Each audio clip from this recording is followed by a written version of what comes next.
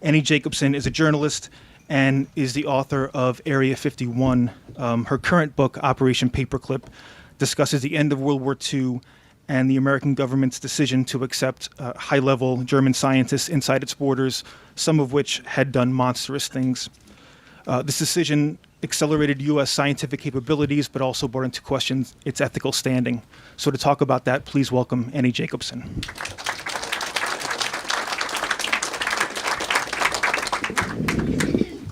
How's the sound? Good. Thank you so much, Politics and Prose, for having me, and welcome everyone. I'm Annie Jacobsen. I'm going to talk to you tonight about Operation Paperclip, and I really want to thank everyone for coming. It's really my favorite part of the book tour, and really writing the book is just being able to look people in the eye that read my book and speak with them about it. So I'm going to take you through about 60 slides and tell you a little bit about Operation Paperclip, and then I welcome your questions. One of the things that people often ask me is, why would I write about such a subject? Operation Paperclip was a classified military program. It had a public face. So the idea was that you couldn't very well have 1,600 Germans running around the United States in various military facilities or ultimately in academic institutions and not have an explanation why. And so with the German scientists came a propaganda campaign to call them good scientists. That may be the case. There were 1,600 of them. That may certainly be the case with some of them. And I've actually had people at every one of my book readings so far who had a father or an uncle that was part of Paperclip. But what I will tell you is the men that I focused on had very dark pasts, and I'm going to tell you a little bit about that. So how did I report the story? I was originally working on this book, my first book, Area 51, when I came across these two aircraft designers, and they were the Horton brothers. They designed this aircraft, the Horton All-Wing 5, and you can see it looks remarkably like the B-2 stealth bomber. And when I first saw those two images next to one another, I suddenly realized, without very much more explanation, how much technology we in fact got from the Reich, and I wanted to know more. What I learned was that while the Horton brothers were overlooked for Paperclip, their boss was not. This is their boss. This is Colonel Siegfried Kneemeyer. He was one of the Reich's top 10 pilots, and he flew on spy missions. This photograph here is Kneemeyer about to fly over Norway to choose bombing targets. And Kneemeyer, you see, that's his Paperclip photo there. And when I learned Kneemeyer came to the United States, I wondered how you could go from having Hermann Göring as your boss, as he was. Now keep in mind, Göring was in charge of the German Air Force, the Luftwaffe. Kneemeyer was so important to Göring that in documents he refers to him as my boy. So the question for me in my mind was, how do you have this as your boss and then suddenly have the Pentagon as your boss? I learned that when Kneemeyer retired from the U.S. Air Force in the mid-70s, he was given the Department of Defense Distinguished Civilian Service Award. And that is the highest award that a scientist can get from the Defense Department. And I wanted to know how this could be. I tracked down one of Kneemeyer's grandchildren who courageously agreed to share the story of his grandfather with me, including a box of papers that he had in the attic.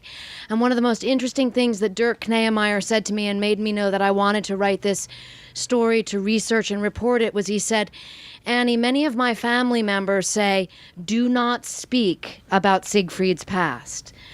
But he, being my age, said, a Google search very quickly reveals that Kneemeyer was Göring's right-hand man.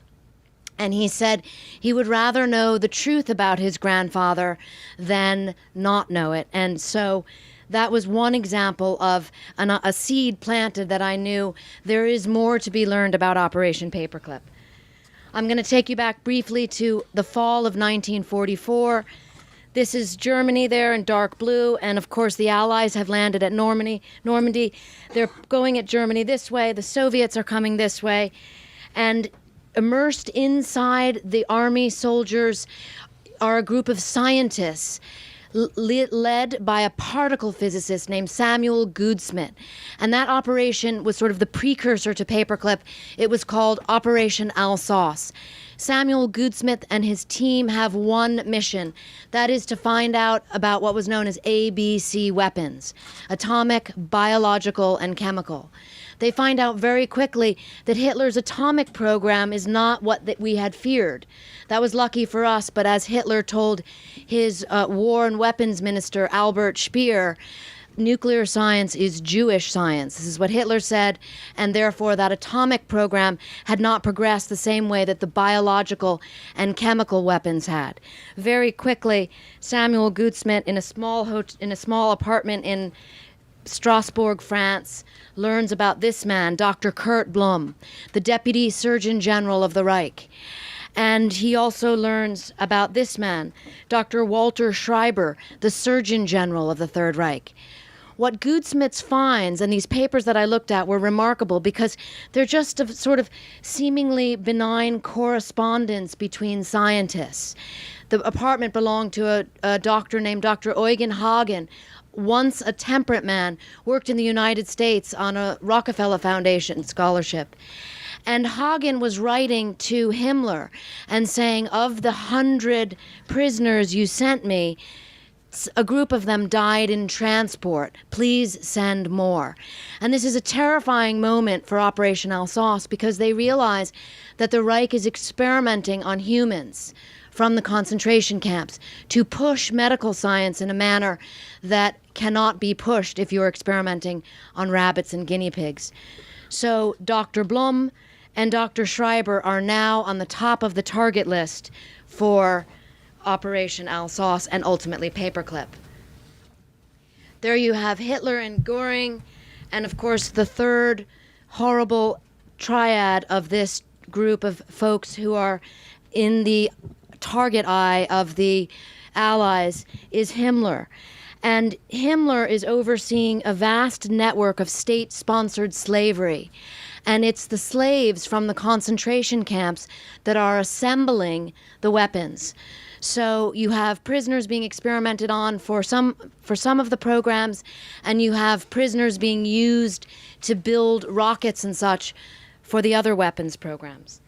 As we're moving across Germany, all across the Reich, the Allies are coming across hidden troves of treasure like this. This is a famous photograph of gold, but also in these caves, Allies are finding documents and they're finding weapons.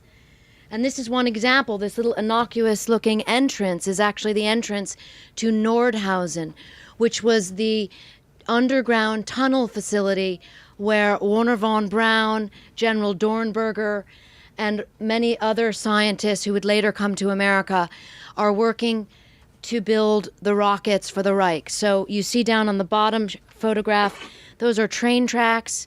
The rocket parts would go in, the slave laborers would build them, and out of the tunnels on those trains would come V-2 rockets and body parts. This is the V-2 rocket. So one of our teams was sent in. These men were sent to capture 100 rockets and to ship them back to the United States so that we could fly them here at the White Sands missile range. But this is where you really see Operation Paperclip begin, because also at the same time you have the scientists. And you see that an intelligence officer, the program sort of begins in bits and pieces, and one intelligence officer says, we have the rockets, but how about the scientists? This is von Braun, this is Dornberger, and two others who I write about in Paperclip. What's left out of the issue is that Dornberger, you can see here, he's with Himmler. They're both wearing leather coats. I find this photograph remarkable. I was not able to get permission to publish it in my book. I'm happy to show it to you here.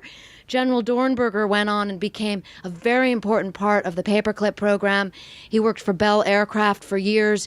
He had one of the highest clearances at the Pentagon.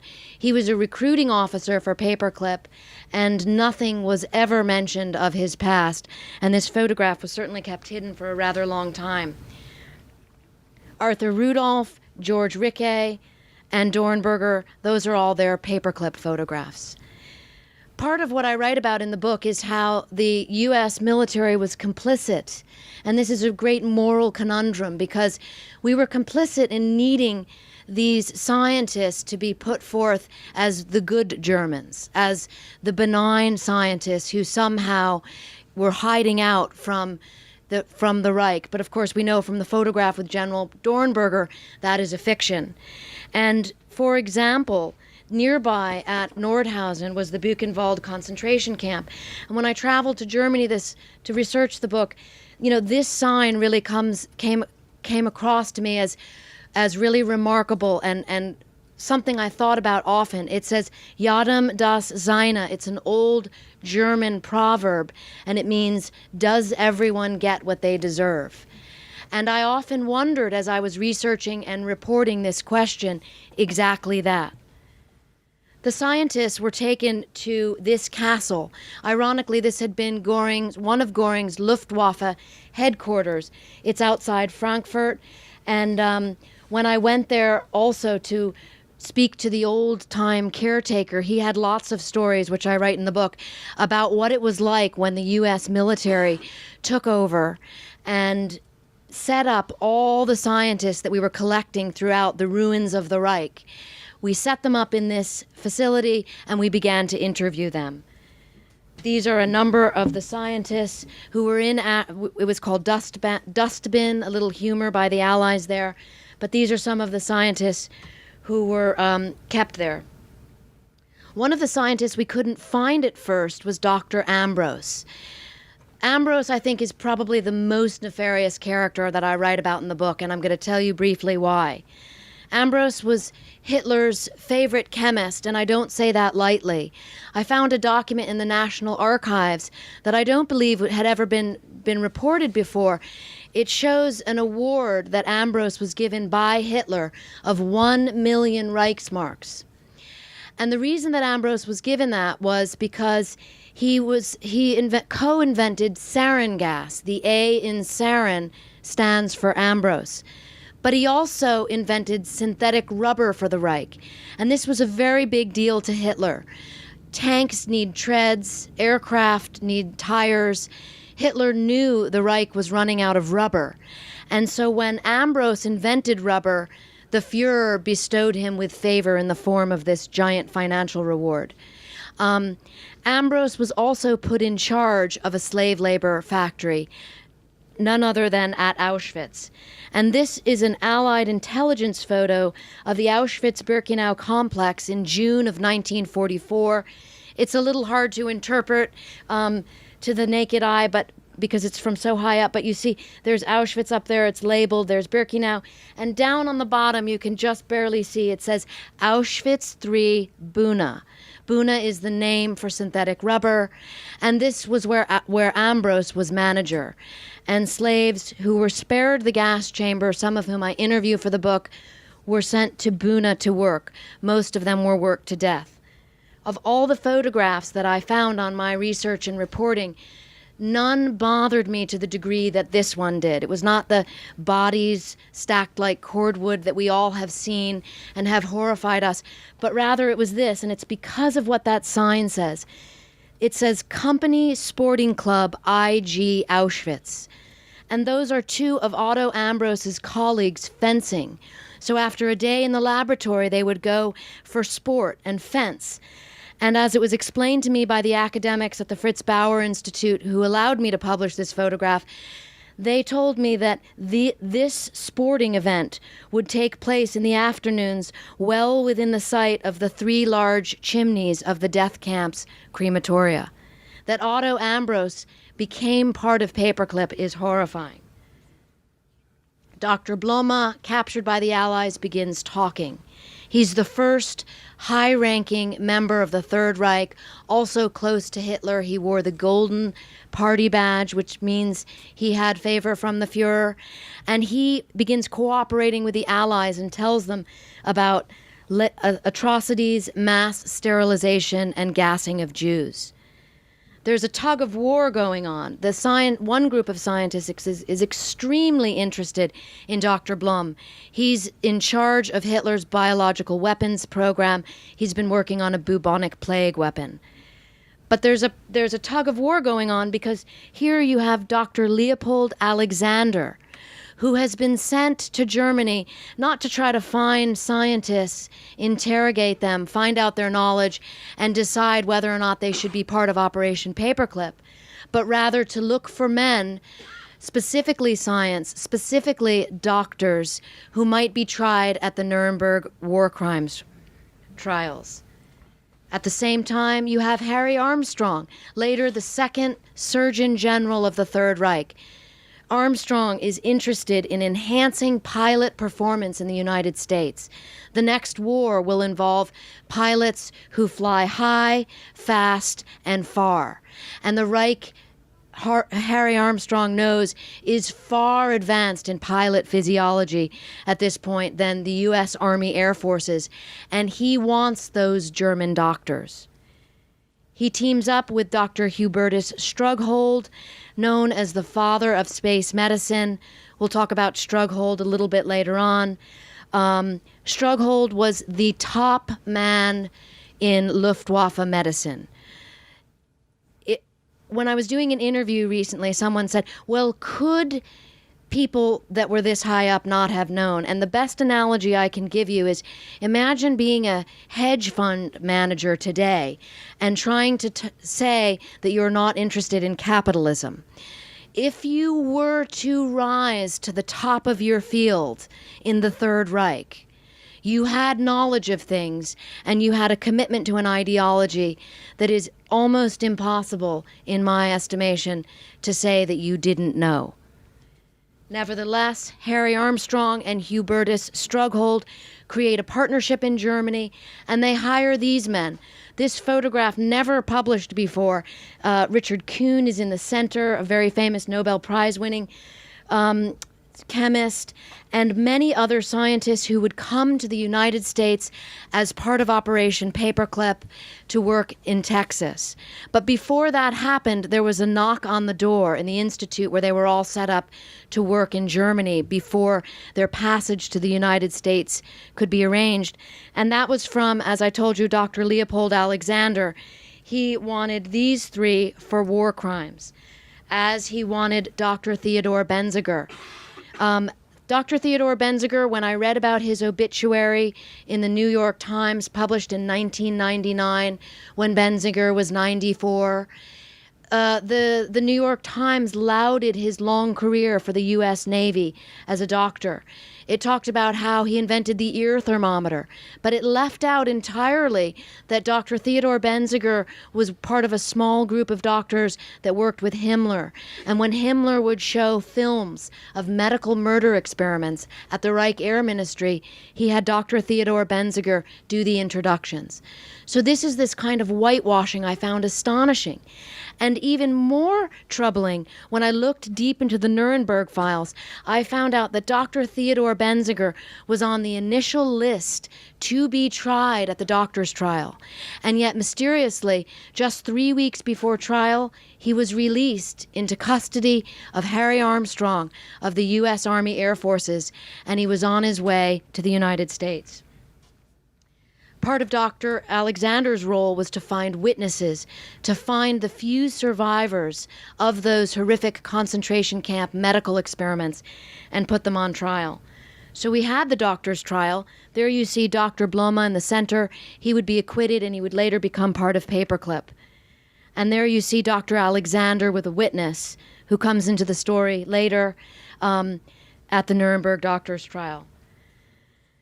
This is one of the doctors. Someone once asked me, did any of the doctors know each other? And they absolutely did. Dr. Alexander, part of the reason why he was chosen to be the chief medical expert for the Nuremberg trials was that he had grown up in Vienna, and he left when the Nazis took power.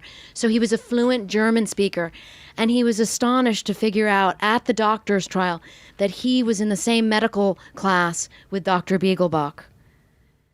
Karl Hollenreiner, one of the few survivors of those experiments.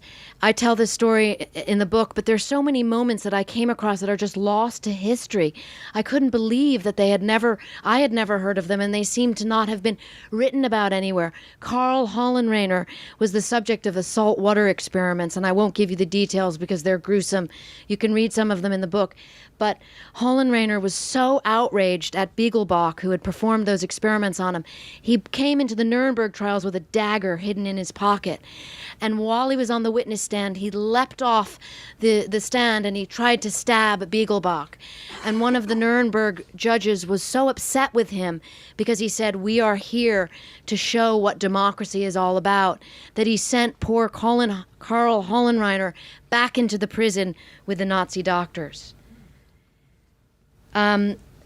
Dr. Walter Schreiber, hold that thought. He was absent from the doctor's trial. He'd been captured by the Soviets. Jumping over to another program briefly and quickly, some of the men who worked for the U.S. Army really felt that this program was terrible, and they didn't want to be working with Nazi potential war criminals. But there was also a Soviet threat, and they felt that it was perhaps the lesser of two evils. Other Army officers really seemed to like these scientists with full knowledge of how complicit they had been in war crimes, and that was very disturbing. General Luxier was one of them. There he is holding an incendiary bomb. And there he is. I found this actually in General Luke's personal papers at the U.S. Army Heritage Institute in upstate Pennsylvania. And I'm going to speak for a second about reporting the story and how stories like this get reported. There's sort of an idea that you just file a Freedom of Information Act and magically all these documents appear. And that's, of course, not the case. I often think of myself a bit like a detective, and that you have to really find your way to the story. But when I saw this photograph of General Luke seeming to enjoy himself at a cocktail party with Hitler's chemists, I decided to track down Luke's personal papers, which I found at the History Institute. And that's where I found out, I'm going to jump forward, I found General Luke's diaries. And this is that incredible human element of it all, where, you know, I keep a diary, maybe lots of you do, and you sort of write like things maybe you're not supposed to write. And General Luke's wrote, you know, attended a conference with Dr. Schieber, classified matters. And all along, the Department of Defense had been telling me that Schieber had never been part of Paperclip. That's Schieber. He was SS Brigade Führer. He served on Reichsführer SS Himmler's personal staff. He worked on concentration camps experiments. He was a chemist. There he is wearing the golden party badge I told you about. That means he had favor from the Führer. But the reason that Schieber was never known to be part of Paperclip was because he was later hired by the CIA, and they were able to put a different classification on his papers. So up until this point, Schieber's participation in this program was not known. His courageous family members in Germany also gave me some very interesting information, which I report in the book. But just to show you how high up Schieber was and why it was necessary to keep him a very big secret. There he is. I couldn't get permission to publish this photograph. I'm happy to show it to you here. There he is shaking hands with Hitler in the forest. But ultimately, I was able, through that sort of detective work and finding out about Dr. Schieber's participation in Paperclip, and I was able to get that list, and there it is. That's the official list of all the high-ranking chemical weapons experts on Hitler's roster who ended up working as part of Paperclip. And just a fascinating photograph of Schieber that his family shared with me, and that's when he was working for the CIA. So people often ask, how could this have happened? And this is why. You know, there was a very real threat, and that was the Soviet Union. And the threat was thermonuclear war. Very quickly, the Cold War heated up. And all of those criminals that we had sent to prison, well, we needed Germany as an ally. And so John McCloy, U.S. High Commissioner, he left his position as president of the World Bank and agreed to go to Germany to serve as High Commissioner, and he released the majority of those convicted Nazi war criminals. They had been in Landsberg prison. Those are the unmarked graves of the 486 who had been hung, but he released a lot of them, including Ambrose. I found this picture to be incredibly disturbing. That's Ambrose. I told you the A for Ambrose in sarin gas, Hitler's favorite chemist. He was managing the Auschwitz III Buna factory. He was actually tried at Nuremberg. He was convicted of mass murder and slavery. There he is in a Nuremberg photograph laughing with his lawyers. Perhaps he had foresight and knew that he would be given clemency by U.S. High Commissioner John McCloy, released, and he would become later on contract with the U.S. Department of Energy. Some of the doctors were such hot potatoes, that was the actual term that they used, if someone couldn't come to the United States. And so they were sent to this facility outside Frankfurt. It was a black site. I sort of think of it as the original post-war black site.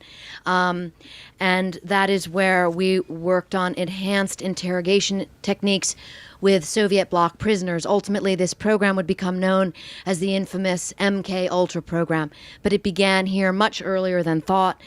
And lo and behold, who were the two physicians at Camp King? Dr. Schreiber, released from the Russians. Many thought he was a Soviet mole. And Dr. Kurt Blome. But the reason that Blome got the position was because Schreiber came to the United States. And this was one of the most horrifying moments to research and report, was that Dr. Schreiber, whose specialty was actually lethal phenol injections, it was a quick way to get rid of someone at a concentration camp. He oversaw those experiments. We knew it. We couldn't prosecute him at Nuremberg because he was in the Soviet Union, and he actually was a witness for the Soviet Union at the Nuremberg trials. But now he was on the American team, and he was sent to America, to this place, the U.S. Air Force School of Aviation Medicine at Randolph Field. Harry Armstrong, whose photograph I showed you, he had set this place up. This would become the bastion of U.S. aerospace medicine ultimately. And when Dr. Schreiber, the former Surgeon General of the Third Reich, arrived in the United States, and here's where circumstance plays into the story. I really love when fate and circumstance work in a very interesting way that perhaps justice cannot. Schreiber, there's a small article in a Air Force medical journal about him, and it just describes him as an ex-Soviet prisoner. This is the former Surgeon General of the Third Reich. That's what it says about him, a little hubris that he had agreed to or wanted to have this article there.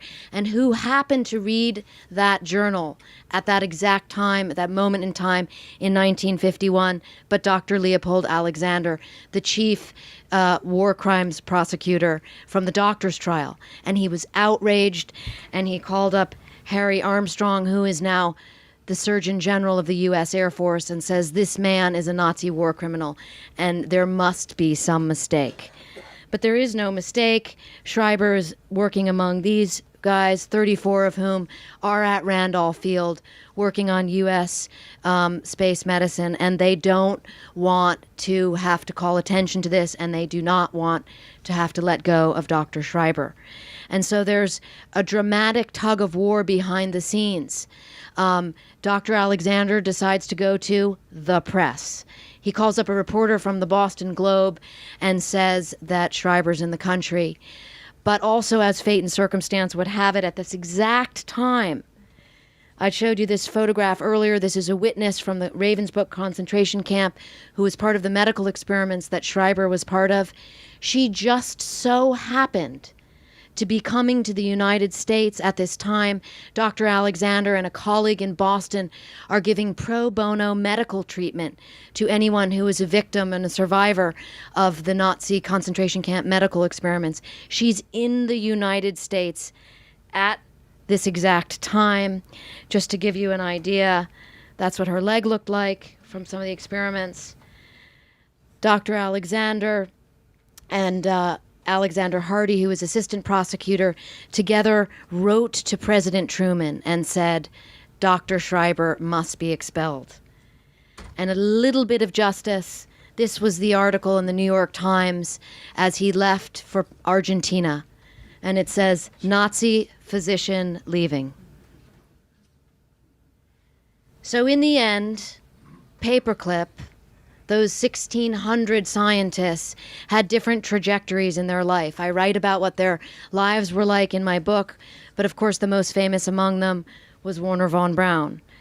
And Arthur Rudolph, who had been in charge of the underground weapons facility at Nordhausen, where 30,000 slave laborers died building the V-2 rockets. He was one of the few German scientists who was investigated by the Department of Justice, not until 1983, but investigated nonetheless. And Rudolph was given a choice. He could stay here and stand trial for war crimes, or he could go back to Germany, and he chose to go to Germany. Kurt Debus, the first director of the JFK Space Center. Toward the end of my research, I was learning about Debus. He wore the SS uniform to work. He also, in documents that I read through thoroughly, turned over a colleague to the Gestapo for making anti-Hitler remarks. And there's this incredible moment in the early part of Paperclip where one group of American intelligence officers who are recruiting for Paperclip find Debus's information out, and they notify the Joint Chiefs and the group working at the Pentagon to get this different individual scientists here, and they say, Debus cannot be brought to the United States. He deliberately and viciously turned over a colleague to the Gestapo who went to prison. But the Joint Chiefs say, we need him, and he comes. To this day, the National Space Club gives out the Dr. Kurt Debus Award. And there he is. When I asked the director of that award what he says when a journalist asks him, why do you continue to give out an award to a known Nazi, he said that no one had ever asked him that question before. I think ultimately Einstein had it right. Einstein left Germany as soon as the Nazis took power, and his quote was that the reason he had left was because science and justice were now in the hands of a raw and rabid mob of Nazi militia. There he is getting his U.S. citizenship. The majority of the 1,600 Operation Paperclip scientists who came here were given that coveted U.S. citizenship. So I leave you with the last thought, which is Yadem das Seine, that sign over the Buchenwald Gate. We know from a document that Wernher von Braun himself would go to the Buchenwald camp and handpick slave laborers to work on the rockets. So is that really true? Does everyone get what he deserves? I sought out that question. I sought out that answer from all the different individuals that I interviewed. But the best answer that I got came from now 91-year-old Gerhard Maschowski. And as a teenager, he was spared the gas chamber at Auschwitz because he could work. He became a slave laborer at Buna, at that factory that Otto Ambros ran. And I said, Gerhard, is it true, and what lasts?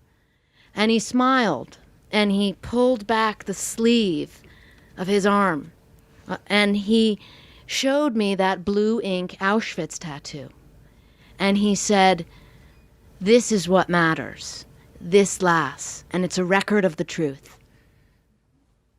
I want to thank you all for coming tonight, and I welcome your questions.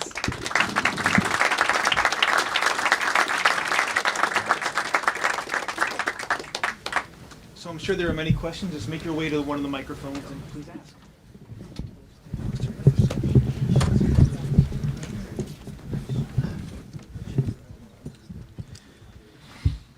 Well, thank you very much.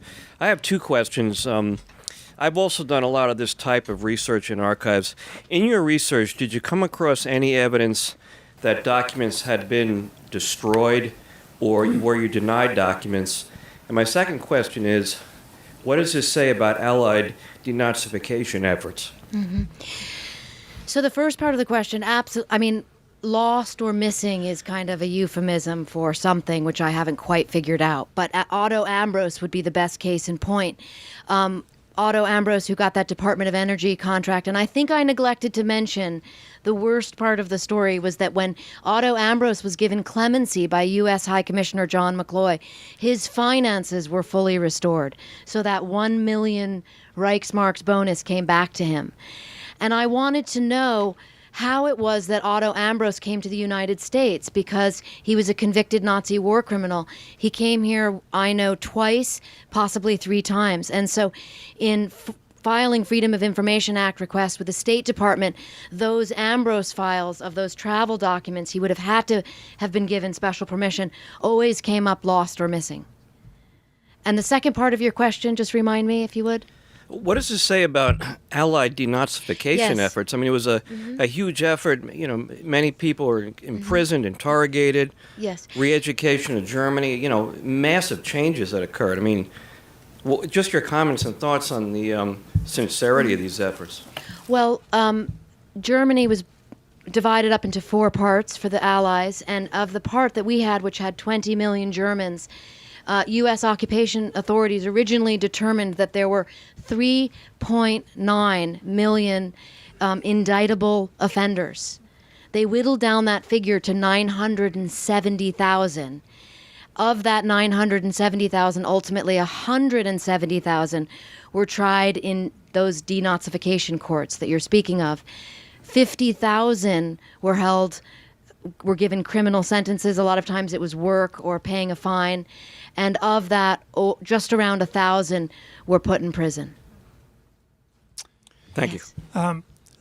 Once the United States and Allies decided that there was going to be West Germany,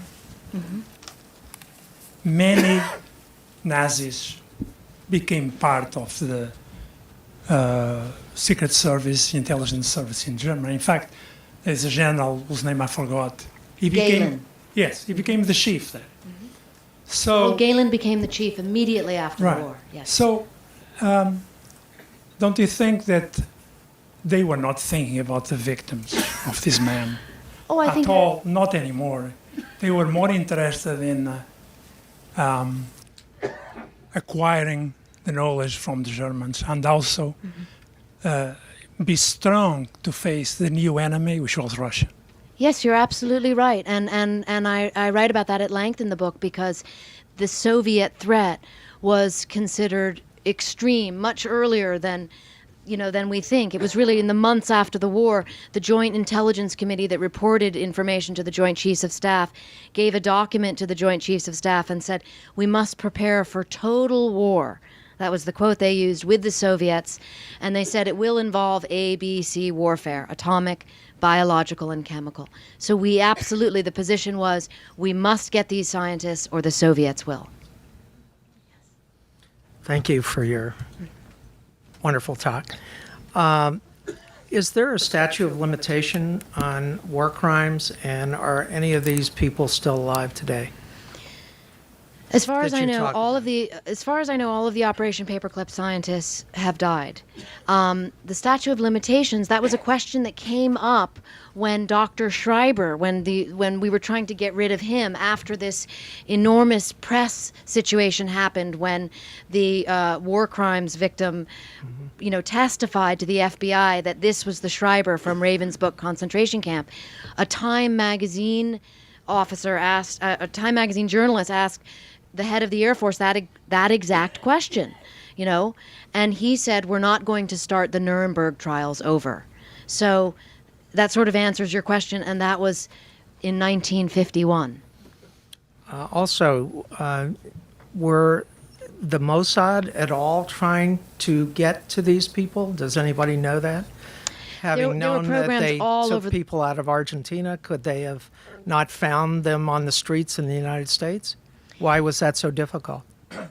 I don't really deal with the Mossad in my book, but I mean, there were programs going on all over the Middle East as well. Yes. Yes. Yeah, you mentioned the Soviets were interested in these scientists as well. So there was some kind of competition. So how successful may not be the right word, but how did the efforts compare to the Soviets? That's a very important question. I mean, particularly with the rocket scientists, because we knew the most about that prior to the end of the war. And there was a real time crunch getting those German scientists out of Nordhausen because that area was going to be in Soviet control. We got 114 of them. The Russians got 200, 500, 900, depends on which source of information you use. But here's the rub with that. The Soviets loathed the Germans and vice versa because of the war for the most part. And so the Soviets treated their German scientists as second-class citizens, whereas our German scientists, the rocket scientists in particular, were put up on a pedestal and, given leadership positions in the program. The German scientists were considered second-class citizens as far as the Russians were concerned. So much so that they squeezed them of information and then sent them back to Germany. At which point, the CIA created a program called Operation Dragon Return. And they sent CIA officers into Germany to gather up information and testimony from every German scientist who had been in the Soviet Union to find out what they knew about the Soviet missile program, which was almost nothing because they were kept from the information. So the end story of that is the Soviet program went very well without the help of the Nazi scientists, which you must ask the question then, did we really need them? Thank you. I'm curious about your access and researching. You mentioned a few instances in just your talk about some not being allowed publishing and FIFA access denied, and sort of if you could talk about the challenges of that and some more at length. Yeah, I mean, there's always a challenge, but as a journalist, or at least the way that I work is I just find my story however I can. And ultimately, if you keep searching and keep knocking on doors, you find what you're looking for. I mean, one example, I was really fascinated with Dr. Blum and Dr. Schreiber just because they were such high-ranking members of the Reich. Dr. Blum's son spoke to me, invited me into his home. He had never spoken with a journalist before. He's in his 70s. He shared lots of information with me very courageously. We all have father issues. That's a real father issue. On the other hand, Dr. Ambrose, and mindful of this money being restored to Ambrose, I found out that Ambrose had a villa in Switzerland. And I really wanted to know about that money, so I tracked down Ambrose's son. But he refused to speak to me. We had sort of a correspondence a little bit, and when I asked him, could you tell me a little bit about how you present this information to your family, to your grandchildren, for example, who happen to live not far from where I live in Los Angeles, he ceased conversation with me, and he said that is a private matter.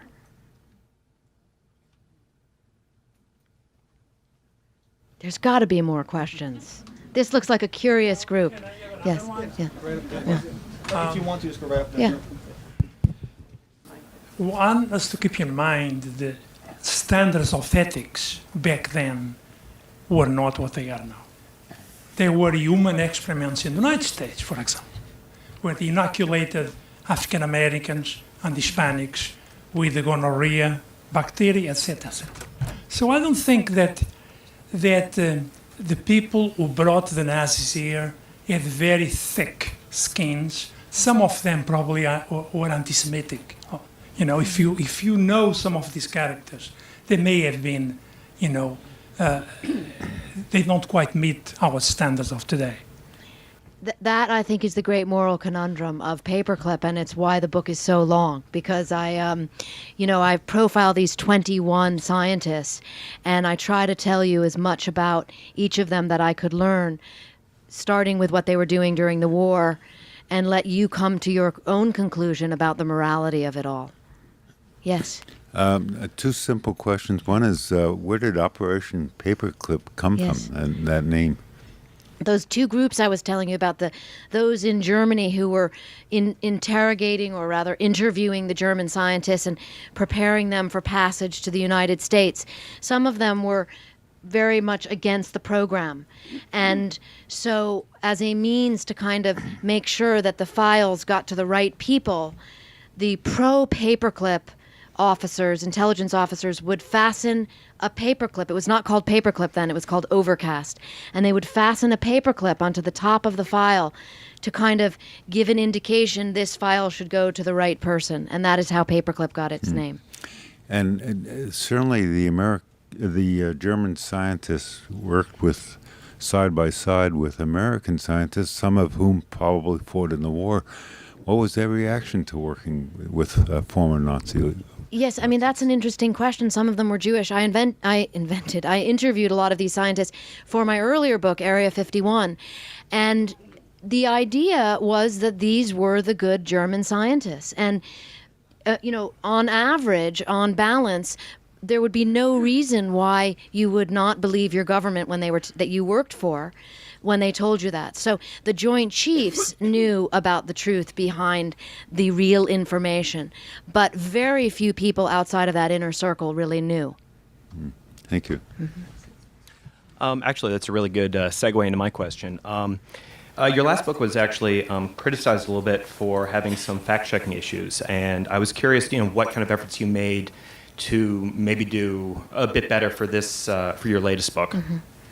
Well, I don't know specifically what you're referring to about the fact-checking, but what I did for this book, as I do for all of my research, is source things in the back of the book. The book is almost 600 pages, and I think the last 110 or so are footnotes, and I did that in Area 51 as well, so that other researchers can look at those notes and then, of course, use that as a means to do their own research. Well, sure, but I've read your last book, and despite the large number of footnotes, I mean, there's still things where you say, Curtis LeMay was the one responsible for the decision not to bomb on the Bay of Pigs. And I'm just curious if you've made an extra effort on this one over your last book. I think the standard is always the same, that as a journalist, you do your best to work hard to make sure that the facts are specific and tie those to footnotes. Hi, I'm wondering if you could envision an alternative history for a moment and answer one of the questions that you posed, which was, did we really need these scientists? So can you imagine what would have happened if these guys had been prosecuted and never came to the United States to build this thing? And in other words, does the end justify the means? For that question, I like to interview current members of the U.S. military, because they're always the ones that remind me in an important way that as a journalist, I'm never the one in the position of making national security decisions. And so it's almost impossible to imagine that situation, because the people who were in charge of Paperclip, the Joint Chiefs and their staff, were in that critical position of believing the intelligence that they were getting, that the Soviet Union was preparing for total war, and that we too needed to prepare for that. So one would never want to stand on a pedestal and wag the finger back at history. That's something I'm always reminded, and I do try to. Do we need hundreds of these scientists? Would 5 have done? I mean. Thank you. Yeah. Yes. Your book treats 21 special cases, the most notorious probably of the group. Did you get any sense of what the nature? My grandfather was one of the less prominent paperclip scientists, and he was a physical chemist. To my knowledge, he was not a war criminal. But does your book talk about how the large majority of them were just actually good scientists, or Well, I would have no way of knowing if they were good scientists because I didn't look at their specific cases. Now, I understand these 21 were outrageous, but most of the relatives of the other 1,519 are running around like me and could tell you something about those people. I mean, yeah, I would say you would need to research your own family history to really know for yourself what went on during the war.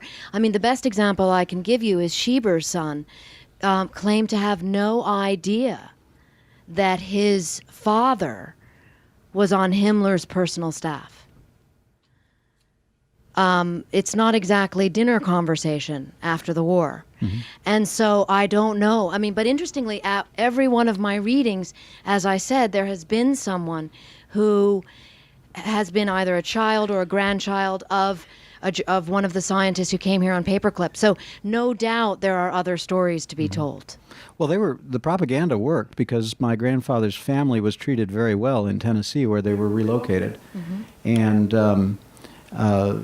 and he was given later an institute at a university, and he had a good career here in America. He was more than 50 when he was brought over, and he worked until he was 88, and published and so forth. And I mean, obviously, to sell a book, you have to focus on the most outrageous part of it. But I'm just wondering if at any point in the book you talk about this bigger picture.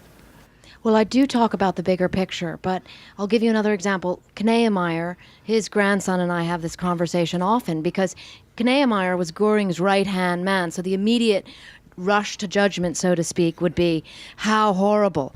But what the grandson and I discuss is, Dirk is his name, and his position is, my grandfather was an engineer, and he's been called guilty by association.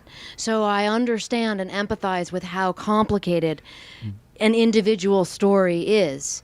But the reason that I focused on these 21 was because I found them the most interesting, and also because I could access their information. Another interesting postscript is that I had the son of one of these, not mentioned in your book, on my faculty. He had a PhD from Berkeley, and in his 40s he decided he wanted to go back and go to medical school, and he went back to the University of Ulm, which took him as an overseas German. I found the whole thing, I told him I thought he was crazy at that point in his life to have done this, but they considered him German. He clearly was on an American passport and had been educated here. Thank you for sharing that. Yeah. Anyone else? Yeah. Yeah, I just wanted to share an observation also. You were giving the figures about denazification and what it came down to, and I certainly see the moral concerns involved. On the other hand, I've worked in Iraq, and in Iraq, with much less justification, I think, in many ways, as you probably know, they dismissed all of the civil servants who'd been Ba'ath Party members, even though that was basically a requirement, and it hugely it was a great blow to the government. And they dismissed all of the army, and dismissing everyone with guns is even more questionable. So I don't know, I guess, has our moral judgment gotten better, or is the answer somewhere in between? I think you're bringing up a great point, which is that always in war there are these issues. And we saw it then, and we see it now. And interestingly, all of those, one of the first things that the one group of U.S. Army intelligence officers did in Iraq was capture all of Saddam's documents because, and you probably know this, and they're now at the Hoover Institute, and Iraq says, well, we want our documents back, but we're not going to give them back because out of the fear that what is in those documents shows who snitched on who and who was hung. And there again is the same moral conundrum. Who owns those documents? Who gets to be in charge of their own past? I think we'll have time for 2 more questions. So 2 more questions. Yes. Yes. Yeah. Do you have any idea why the Germans, the nuclear scientists, could not get the atom bomb? I mean, a lot has been written about it, and I would encourage you to read those books. But what little I touched upon, because of course Alsace learned quickly that program was not advanced, and I think in summation that the idea that Hitler thought it was Jewish science really kept that program from blossoming the way that their chemical weapons program. I mean, they had enormous caches of chemical weapons that we came upon. You know, bombs that were supposed to be dropped by the Luftwaffe loaded with sarin gas, bunkers full of them, hundreds of tons of this. Why these chemical weapons were not used remains a great mystery. But that atomic bomb issue is really, many people have written about that, and it's sort of the great mysterious good fortune that program did not advance. Thank you. Mm-hmm. Yes. And the last I wonder question? if you could elaborate on what still mystifies me is the most mystifying thing you've said, and that these German scientists working side by side with highly educated people who grew up in World War II, when we were brought up to believe that there was no such a thing as a good German.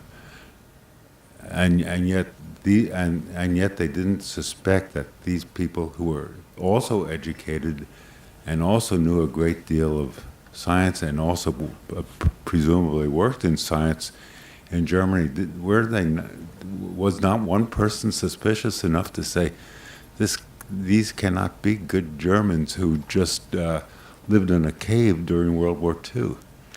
Yes, and I think that is where the U.S. Army in particular became complicit in that idea, because they really helped promote that fiction. And I think that if there's one thing I really sought out to do, and I hope I did do with this book, is help reconcile the past in terms of the fiction versus the facts. Thank you. Are we done? Yes. Thank you.